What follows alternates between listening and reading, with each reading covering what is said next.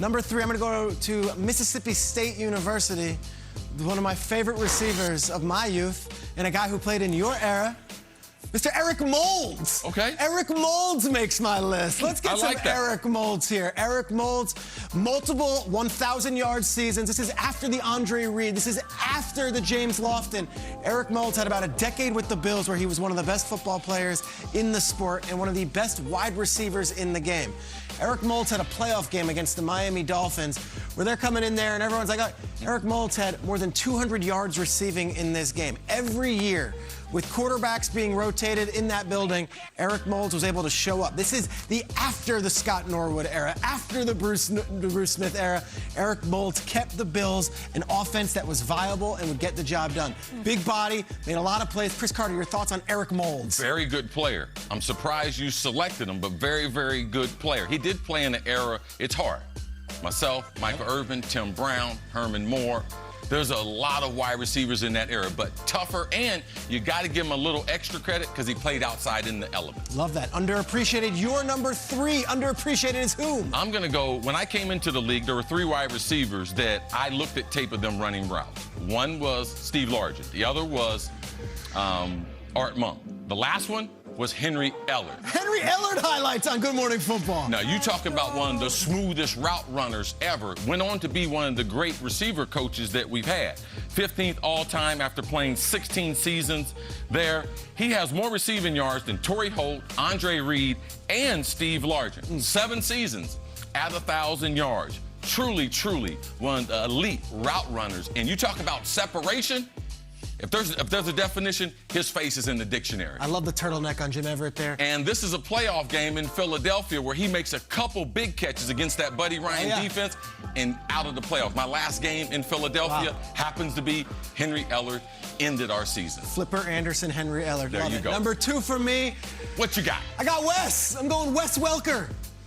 Okay. Underappreciated, never talked about as a Hall of Fame wide receiver. Wes Welker had 5 different 100-reception seasons in the NFL. Say what you want, it's a system and this and that. Wes Welker was as tough as nails, does it with Brady, then goes to Denver, does it with Manning, is their number 1 most reliable option regardless. I want to show you a stat here. Here's a full screen that I've requested from our research department. Check this out here, Chris.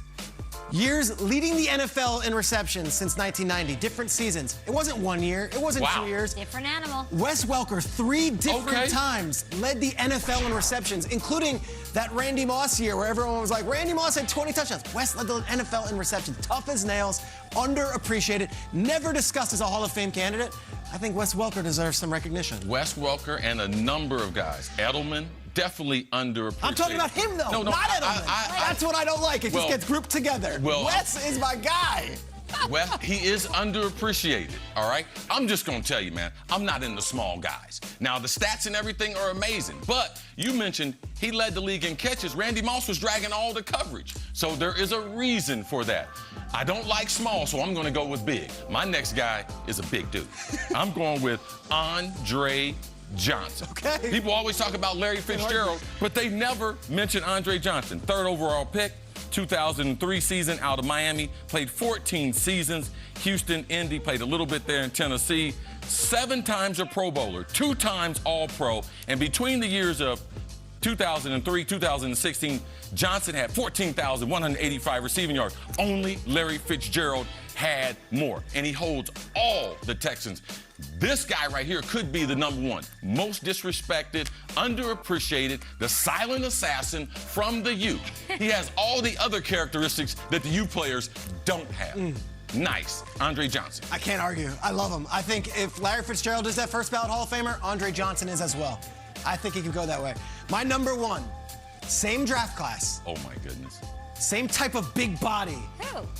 But one of the toughest players you'll ever see. I'm going Anquan Boldin as my number 1. Oh, my gosh, cute. Anquan Boldin as my number 1. Yes. 14 years in the league, tough as nails. Now, he just missed my list. This is a great one. It's a good one.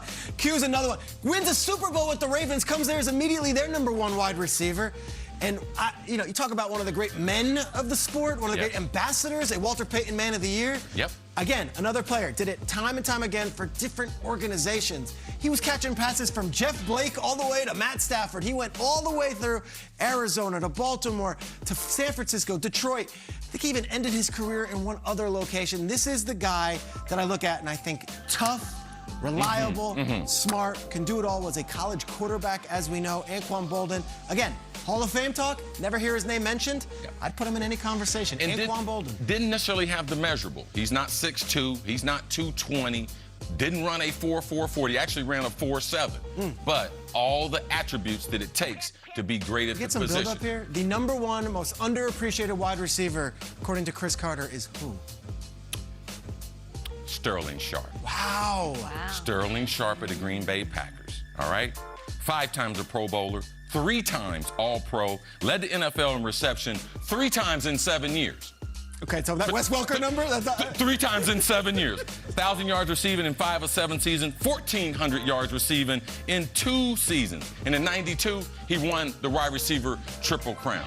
To me, the most disrespected receiver that's ever played is Sharpe. I got into my first Pro Bowl because he decided with a neck injury in Atlanta. I flew from Atlanta, coach, to Hawaii because he decided. Why is he disrespected? Why don't people talk about him in the same breath as Irvin and Rice? The injury alone, or is there what? I don't know. My career is not the same if he continues with the Packers. We were stacked. Andre Rison, Michael Irvin, the Jerry NFC Rice, receivers. John Taylor, Herman Moore. Man, this guy right here, I thought he was better as a receiver than me. I always watched tape of him. I got a great deal of respect for him, and I just wish people would appreciate him. Shannon Sharpe spent most of his Hall of Fame speech saying, it's about what my brother, but yet you never hear his name mentioned. No, Hall of Fame. Do you want to make the case for him, the Hall of Fame? Hall of Fame voters, please, no disrespect. I know we've had some controversies in the past. Disregard that. This guy should have a bust in Canton and a gold jacket and send him a ring.